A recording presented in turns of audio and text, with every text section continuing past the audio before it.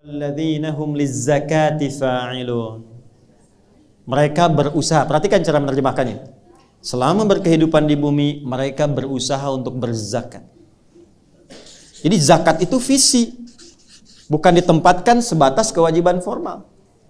Cara memahaminya bukan begini, bagi yang mampu berzakat, bagi yang tidak berlaku. Bukan. Kalau itu bab fikih. Kalau kita mau bicara bab ibadahnya yang diterjemahkan dalam muamalah, maka cara memahaminya adalah dia berusaha mampu berzakat selama hidup. Tuh. Kalau berzakat artinya kan harus ada yang dizakati kan? Maka kalau ingin masuk dalam kategori penghuni surga Firdaus, silahkan bekerja, beraktivitas. Tapi yang paling menarik, semua orientasi pekerjaannya ujungnya ibadah. Ya, hatta ia kumpulkan harta pun tujuannya untuk ibadah, supaya saya bisa zakat, supaya saya bisa infak. Saya mau berikan rahasia ya, ini sangat penting sekali, dan tolong jaga, ini hanya di antara kita. Sepakat ya? Jangan keluar ya, ini hanya antara kita saja. Ya, saya serius ya. Bu, Pak, zakat itu kalau benar kita bisa kerjakan, maka pada saat yang bersamaan Allah akan limpahkan dua karunia sekaligus. Karunia pertama menambahkan bekal kemuliaan akhiratnya. Karunia kedua melimpahkan seluruh bekal keperluan dunianya. Saya tanya begini, paling gampangnya begini. Zakat itu berapa persen sih? 2,5% itu minimal. Standar, itu kan bahasa yang paling kita senangi kan? Itu bahasa orang fikih sekarang, 2,5%. Ya. Sekarang saya berdoa misal, ya Allah, saya ingin menjadi penghuni surga Firdaus. Mulaikan dengan doa. Saya sudah berusaha menunaikan sholat dengan khusyuk. Saya berusaha menyingkap segala hal yang tidak penting dalam kehidupan. Sekarang ya Allah, saya ingin berusaha sebelum meninggal saya bisa zakat. Saya nggak minta banyak, ya Allah, saya pengen bagi di Indonesia ini minimal yang bisa merasakan dari zakat saya. Saya minta 25 juta aja ya Allah supaya bisa zakat. 25 juta itu kita minta zakat, tapi ketika Allah kasihnya 1 miliar Pak, Bu. Kan zakat itu minimal berapa? 25%, itu 25 juta itu dari berapa? 1 miliar. Kenapa? Iya kan? Anda baru zakat 25 juta kalau Anda punya 1 miliar. Jadi yang dituntut dari zakat itu cuma 2,5%-nya. Tapi ketika Anda keluarkan itu, Allah limpahkan lebih daripada itu. 97,5%-nya diberikan untuk mendampingi kehidupan kita di muka bumi ini. Makanya dulu para sahabat, maaf ya Pak Ibu, calon penghuni surga Firdaus itu mereka berlomba-lomba mendapatkan harta untuk memenuhi ini. Zakat, infak, sedekah dan sebagainya. Ibu kenal Abdurrahman bin Auf? Ayo bilang kenal.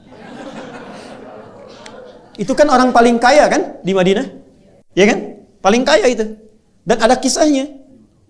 Dan itu melewati 3 fase ini. 3 fase ini. Abdurrahman bin Auf itu pernah kaya di Mekah, ketika masuk Islam dirampas hartanya. Sengaja tidak dieksekusi oleh orang kafir Quraisy untuk menunjukkan kepada khalayak yang bangsawan yang kaya lagi, jangan ikuti nih. Kalau diikuti jadi begini.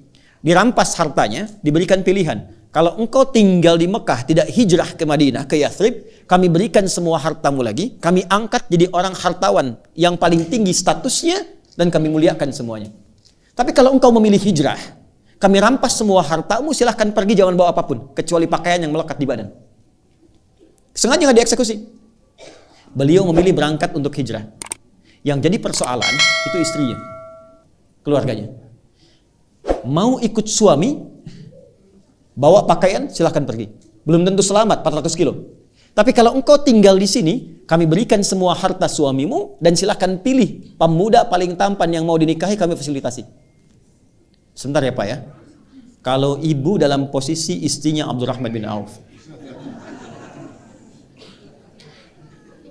pilih mana? Ikut suami kehilangan semua harta, atau tinggal di Mekah, dapat limpahan semua harta suami, bisa pilih pemuda paling tampan yang mungkin ibu ingin dapatkan.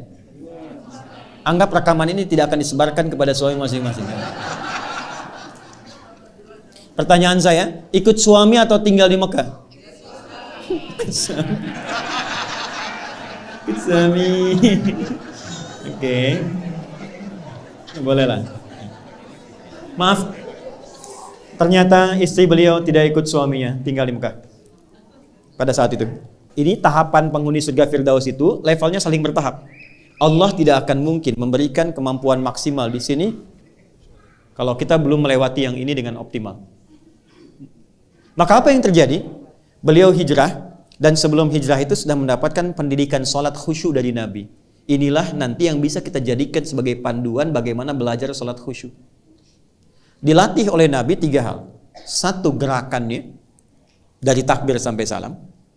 2, bacaannya, apa yang mengiringi gerakan itu. Yang 3, hikmahnya. Karena semua gerakan dan bacaan sholat itu ada maknanya. Kenapa berdiri tidak terlampau rapat, tidak terlampau lebar? Kenapa kemudian mengangkat tangan sampai di sini? Ya, itu ada maknanya. Kenapa disimpan di sini?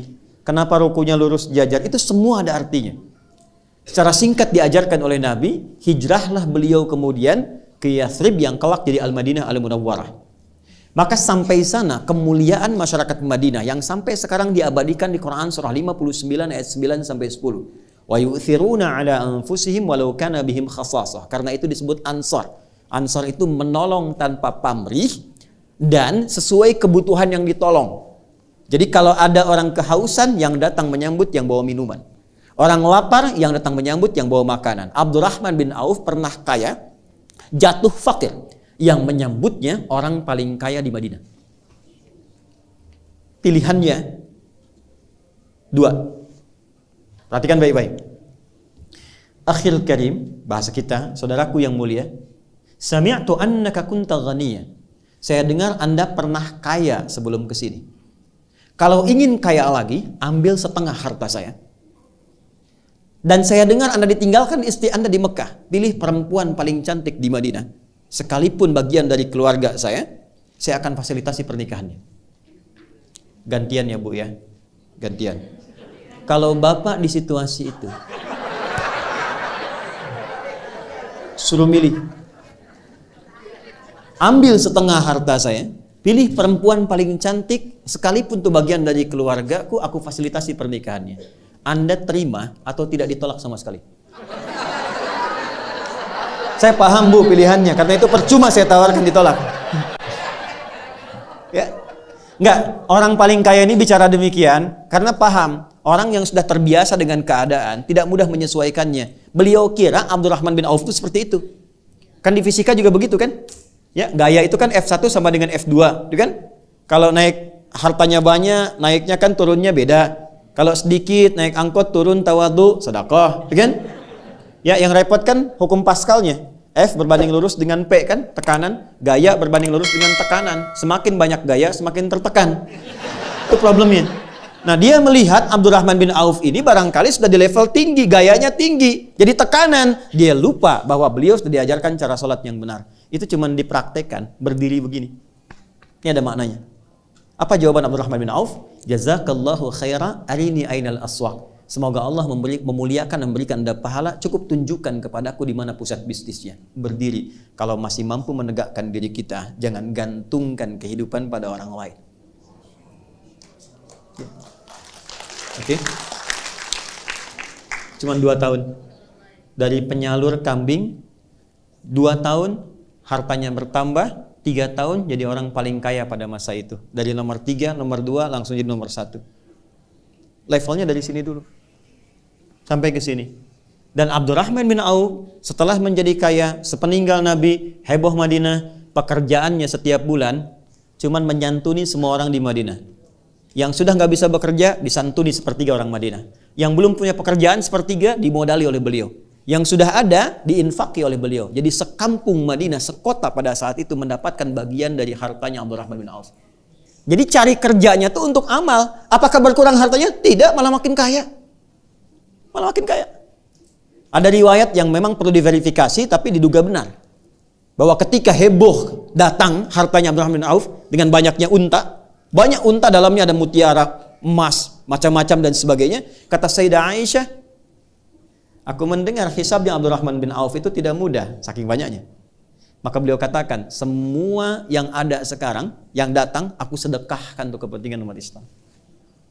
Semua. Kalau ada 600 truk isinya emas, perak, mutiara, berlian dan sebagainya, diberikan kalimat ringan begitu semua disedekahkan. Dan beliau kan termasuk yang dimuliakan ke surga dengan cepat. Kebangetan kayanya dan cepat banget masuk surganya.